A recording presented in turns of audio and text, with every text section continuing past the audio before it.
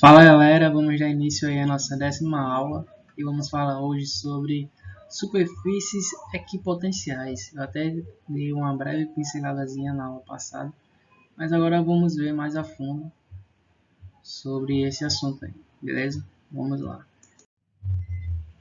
Vamos entender o que são as equipotenciais. Vamos lá. Aqui a gente tem uma partícula positiva. Essa partícula positiva, eu coloquei ela em um espaço aqui sobre influência de qualquer outro tipo de partícula. Beleza, eu coloquei essa partícula lá, ela vai produzir um campo elétrico na região aí desse espaço, consequentemente potenciais elétricos. Notem nessas linhas rosas, a gente representa essas linhas rosas aí como sendo potenciais elétricos criados pela minha carga. Muito bem. Agora vamos entender o que é o danado dessa equipotencial. Equipotencial nada mais é do que pontos que possuem o mesmo valor algébrico, ou seja, possuem o mesmo potencial. E esses pontos eles têm que estar equidistantes da carga, ou seja, com a distância igual. Notem que, deixa eu desenhar aqui, que esse círculo aqui ele possui um certo raio. Beleza? E em volta desse círculo aqui todinho, a gente vai ter o mesmo potencial elétrico. Beleza? Porque a gente tem uma distância com o mesmo raio. Agora, se a gente aumenta essa distância, a gente vai mudar de potencial. Então, já não vai ser mais esse mesmo potencial que a gente encontrou aqui.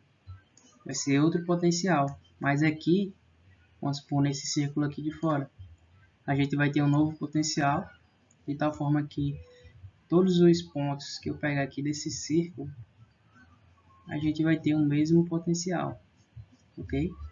A gente consegue também mostrar isso através da formulazinha lá de potencial, né? A gente vai ter que a carga ela é fixa e a minha constante eletrostática do meu também é fixa. A única coisa que a gente vai variar é a distância, ok?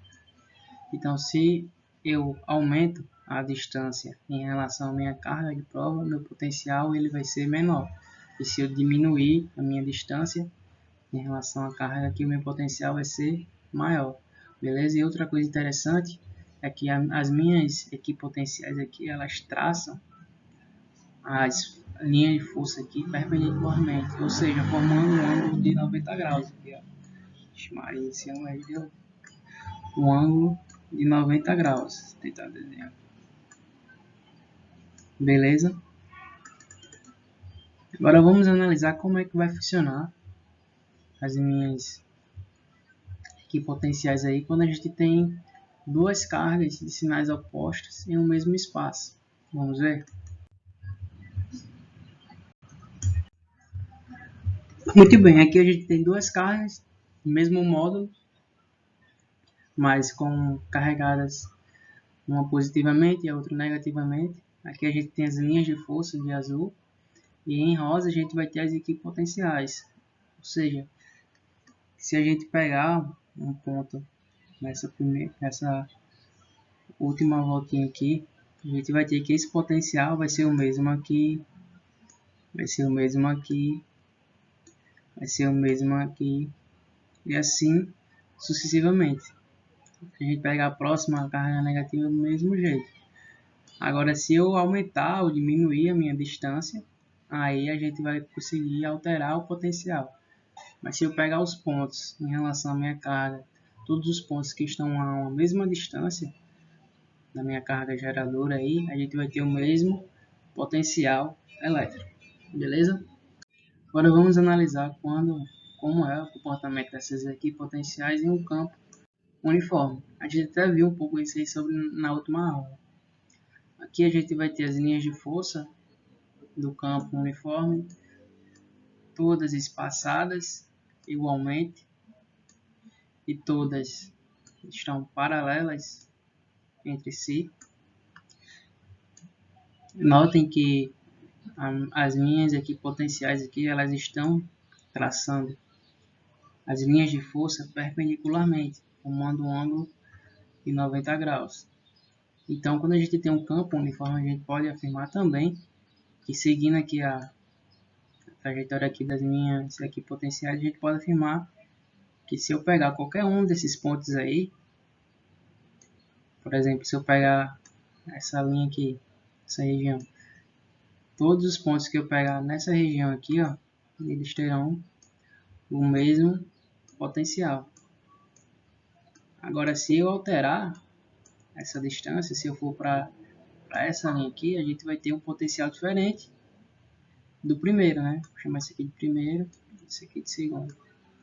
Nesse segundo caso, a gente vai ter um potencial diferente desse primeiro. Mas todos os pontos que eu pegar nesse segundo exemplo aí, terá o mesmo potencial.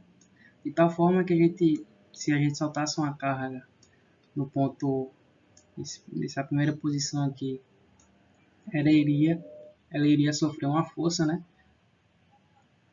E a força que essa carga iria sofrer, ela iria se deslocar, nesse sentido, considerando ela uma carga positiva. Ao se deslocar, ele iria realizar trabalho, né? Tendo aqui uma diferença de potencial. Ou seja, a diferença de potencial nada mais é do que o trabalho que uma carga vai realizar para se deslocar de um potencial para o outro. Mas a gente vai observar que nem sempre essa carga aqui ela vai realizar um trabalho diferente de zero. O trabalho vai ter um valor. Em alguns casos esse trabalho é nulo. E eu vou mostrar a vocês quando esse trabalho é nulo. Vem comigo.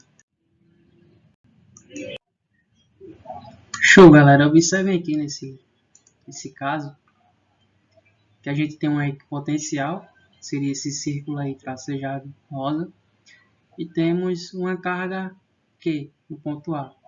Essa carga Q, ela vai fazer a seguinte trajetória, ela vai se deslocar essa linha azul aí, seguindo aí o laserzinho, até cá, aí vai e volta, e tchan, chegou aqui no ponto B. Mas notem que ela fez esse percurso todinho, essa trajetória todinha, e terminou aqui no meu ponto B, que é um dos pontos da minha equipotencial. Se ele parou, se essa carga ela parou em um desses pontos da minha equipotencial, então ela vai ter o mesmo potencial que ela tinha quando eu estava aqui no ponto A. Então, o meu potencial em A vai ser igual ao meu potencial em B.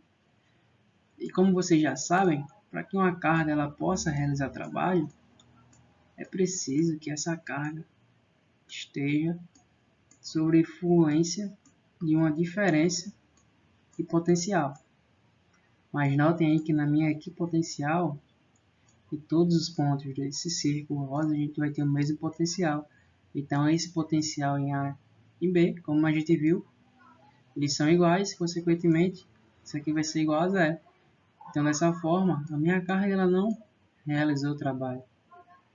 Beleza? Agora vamos resolver alguns exercícios aí. Show, vamos lá.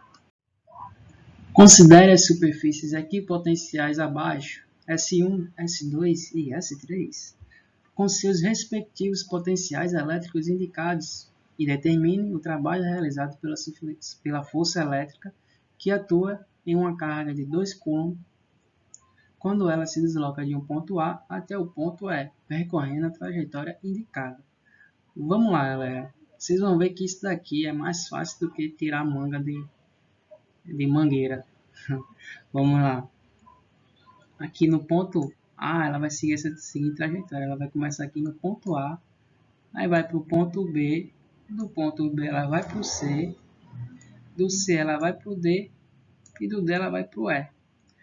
Vixe, professor, ela passou aí por 3 tipos de potenciais. Mas, galera, lembre-se que a gente tem que focar apenas no potencial inicial e no potencial final, não importando que danada essa carga fez no meio do caminho. A gente vai focar apenas no potencial inicial e no potencial final. Então a gente desconsidera isso aqui. Beleza?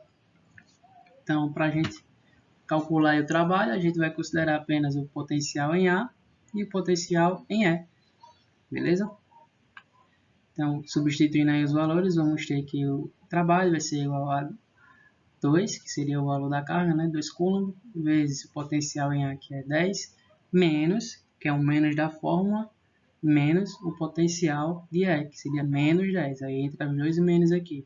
Aí, nesse caso aqui, a gente tem menos com menos, vai dar mais. Então, vamos ter que meu trabalho é igual a 2 vezes 10 mais 10. 10 mais 10, 20. 20 vezes 2, 40. Então, vamos ter que meu trabalho aí, realizado pela carguinha, vai ser igual a 40 joules. Você pode perguntar, mas professor, se em vez de ela parar no ponto E, ela parasse aqui no ponto C. Notem que o ponto C e o ponto E estão na mesma equipotencial, né? Aqui em menos 10. Como eles estão na mesma equipotencial, então se ela parasse aqui em D, o trabalho continuaria o mesmo do que parando aqui em E. Tudo bem? Agora, se ela parasse em C, aí a gente teria um trabalho diferente, né? Vocês podem até fazer aí, no caso, se quiserem, para ver que dá um valor diferente do que se ela parasse aqui na superfície S1. Beleza, galera? Vamos lá. Para mais uma questão. Deixa eu botar ponto frio. Uma carga pontual Q está fixa no vácuo. A linha tracejada na figura corresponde a uma circunferência de raio R e centro em Q. Uma outra carga pontual Q é levada da posição A à posição B, através da trajetória mostrada na figura em linha sólida. A constante eletrostática no vácuo é denominada por K. O trabalho que a força elétrica entre as posições A e B é igual a... Muito bem, galera. Note que a gente tem a carga geradora aqui no centro, fixa, beleza?